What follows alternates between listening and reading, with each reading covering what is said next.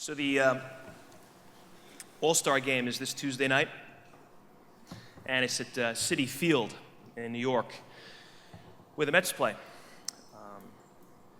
I've been a Met fan my whole life. It's so hard to be a Met fan. It's really hard. They stink so bad, and they pretty much always stink. There's been a couple of exceptions over the years, a couple of World Series, but I mean, they've been around for 50 years, and they've only been in a few. They only won 2. Most of the time, they're really lame. And you got the Yankees in New York, and everybody likes the Yankees, at least in New York, and they have so much history and tradition, and so it's kind of tough. It's tough being a Met fan. And I'm pretty loyal. I've always been, when we were little kids, my friends, my brothers, they could be a million games out of first, and we were still watching and listening to games on the radio. I mean, I'd never become a Yankee fan. You just kind of hope. Like, if, man, one day they're going to be decent. One day they're going to get a little bit better. So I'm pretty loyal when it comes to baseball and the Mets. Football is actually a very different story. I'm not very loyal. I change, honestly, my favorite team. The last couple of years, I've changed it 3 times in the last 3 years. 2 years ago, I was a Bronco fan. Last year, I was a Jet fan. And in September, I'm going to be a Patriot fan. Anybody know why? I love Tim Tebow. I got a man crush on Tim Tebow. I have so much respect for this guy. His faith, kind of the confidence that he's got, just his witness. You guys know that, I'm sure some of you know this, the details of his birth. His parents are missionaries, Protestant missionaries. They have been for years, and they were living at the time. Mrs. Tebow was pregnant with Tim. He's either the youngest of 5 or 6. Big family, and they were in the Philippines doing missionary work. She became pregnant, and she got sick. She got they were out in the woods or wherever, and she got real sick. Like, she almost died. She went into a coma, and she came out of it. It was kind of almost a miracle. They were pretty sure she wasn't going to make it, and she's carrying this unborn baby, and they pumped a ton of drugs into her to keep her alive. So they succeeded on that end, but now she's better, and the doctors come to her and Mr. Tebow and say, this baby that you're carrying, you better not keep him, because we don't know what he's going to look like when he comes out. He may come out with 3 heads because of all the drugs that we had to hit you with. I'm sure he was affected, this unborn baby. He or she was affected. So they said, and it's crazy because they use these sort of, terminate the pregnancy. They use sort of like these roundabout words. And they kind of looked at each other and were like, well, thanks, Doc, but no, we're not going to take the life of this totally, completely innocent little guy or girl. They didn't know it was a boy. And they said to each other, and they said to these doctors, hey, we hope and we pray like crazy that this guy's going to be okay. But if he's not, well, that means God wants us to raise this little kid. Our job specifically will be to help this little guy or this little girl with the particular struggles that they may have. That's what God is calling us to do. That's what God is calling us to be. So they ignored these doctors, and Tim Tebow comes out. He wasn't that big then, of course, but look at him now. The guy's a monster. He's huge. From before this guy was born, his life was important. It was he was like a witness, thanks to his parents, like a witness to life. I remember when he won the Heisman.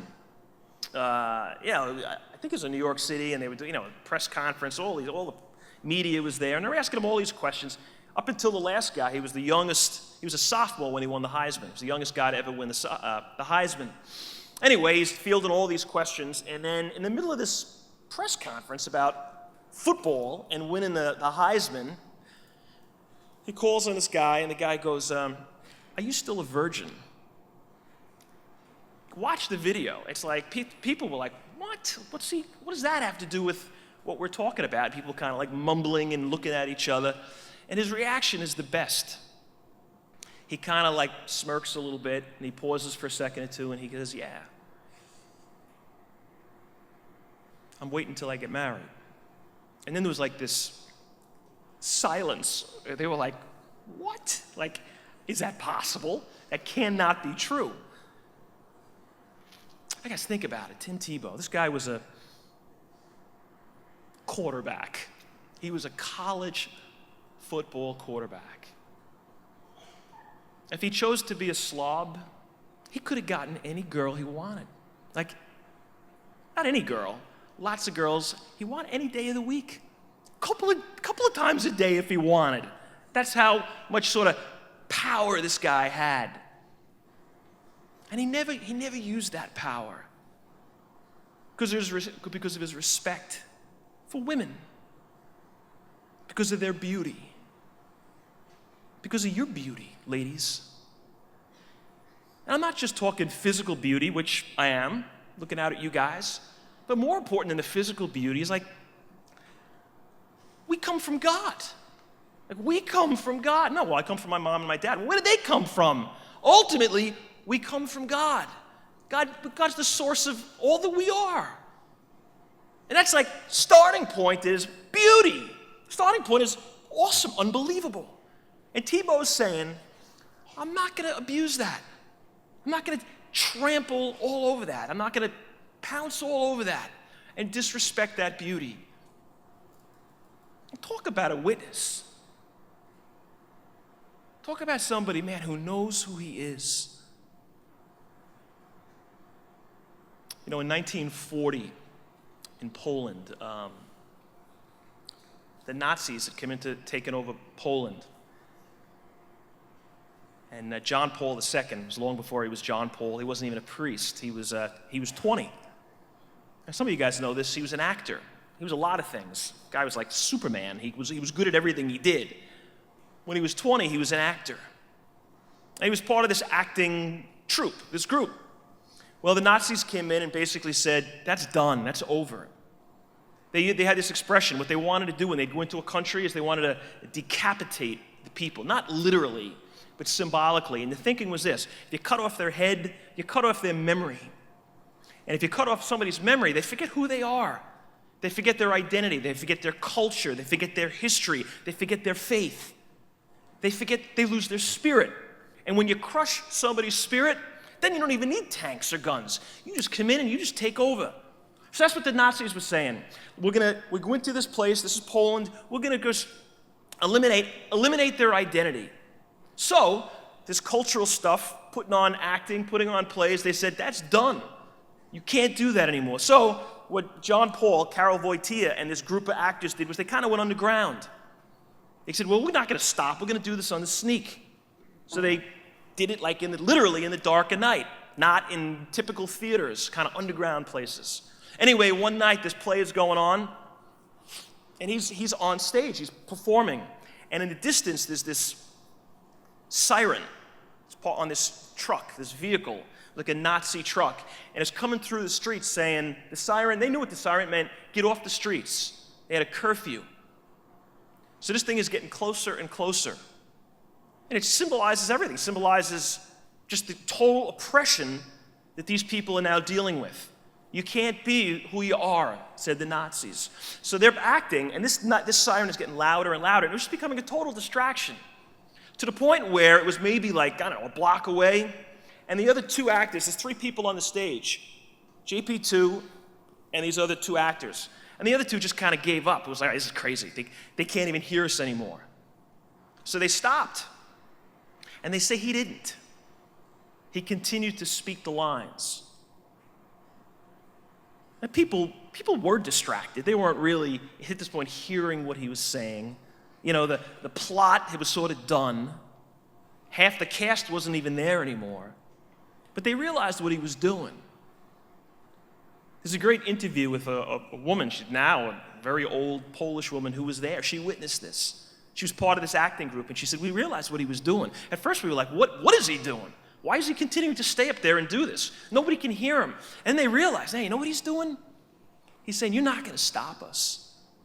Yeah, you may have big tanks and guns and trucks right now, but you're not going to stop us. You are not going to decapitate us. You are not going to take away who we are as a people. You're not going to crush our spirit. You're not going to crush our identity. You're not taking away our faith. And he didn't say any of that explicitly. He just said, you know what? The play continues. We're not letting them stop us. And in this interview, she's getting all choked up as she's retelling the story. She's speaking in Polish, and it's being translated.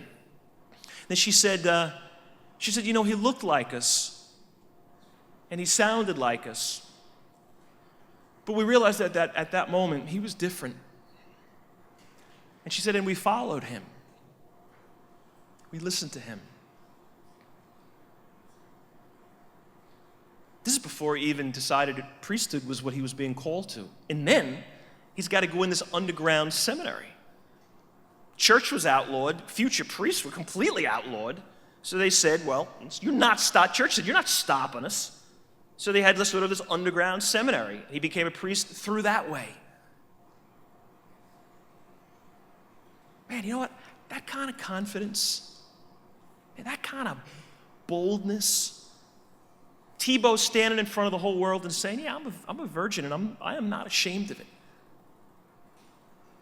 This future pope saying, no, tanks and guns, you're not stopping us. That kind of guts. Man, I want that. I don't have it. I got some of it, but I don't have that. Remember when I was in high school, I went to a Catholic high school. We had a chapel up on the top floor of the school. The bus, we'd get to school in the morning, and the bus got there early. I had about 15 minutes. You know what I used to do? I used to go up, and I'd make a quick little visit. Say a couple of prayers, then I'd go back down to the cafeteria. But you know what I used to do? I used to wait till everybody we got out of the bus, we walked upstairs, and I would kind of like hang out till everybody walked away, and then I'd go up to the chapel. Because I didn't want to be seen going in the chapel. Because nobody else went in the chapel. I knew the chapel was the place to be, but I didn't have the guts. I mean, I got there, but I didn't get there the right way. I didn't get there the Tebow way. I didn't get there the JP2 way. I kind of backdoored it. And hey, back door is better than no door. But you know what's better? Front door. Now, do you guys going in the front door of the chapel? Now, do you guys have the confidence? You guys have the courage that I didn't when I was 15? I hope you do. And honestly, if you're like, well, yeah, places like this I do. Hey, it's easy to have that kind of faith here today. You know, we're all together. Go back wherever after this weekend. It's like, man, I kind of lost some of the muscles. Some of that confidence I had, I kind of lost it. Guys, don't lose it. Don't lose it. This is what it says here. Everyone who acknowledges me before others, I will acknowledge before the Father. Man, if you talk up Jesus in front of other people, he won't forget you. What I say to you in darkness, you speak it in the light. Don't go underground with your faith. This is not a private faith. Yeah, there's private aspects to it. But in the bigger picture, it has got to be taken out of this hall and brought home. You've got to communicate it to somebody else who doesn't get it, somebody who's clueless. You've got to give them a clue. That is your job.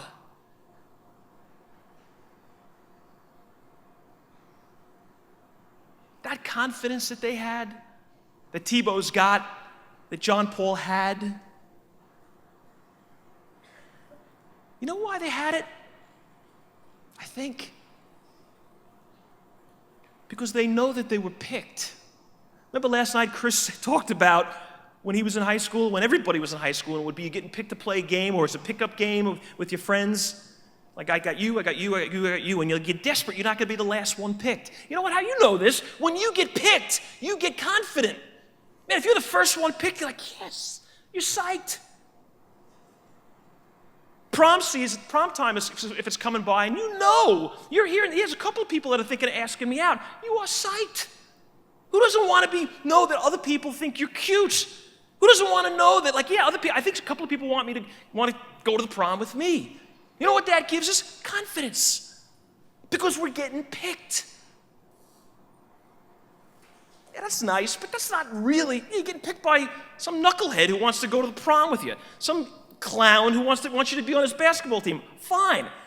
All right, good. I mean, like, getting picked. Christmas talked about getting chosen. Not by the captain of a team, not by some guy or girl who wants to be your date. But God.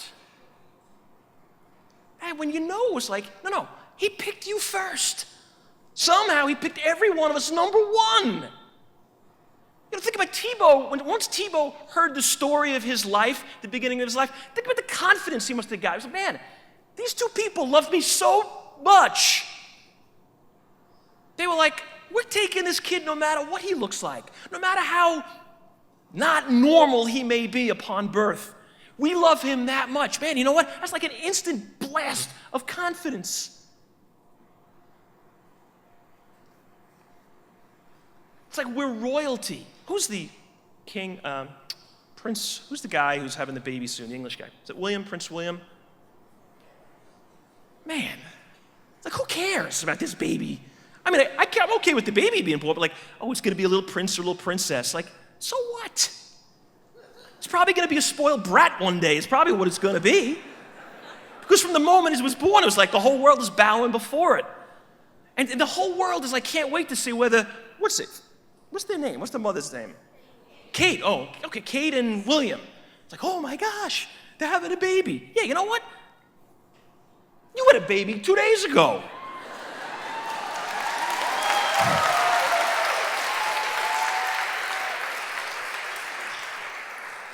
And his matters just as much as the little prince or princess. And so does that little guy or girl. But not because they're a prince or a princess, but because they were chosen. Because they were picked.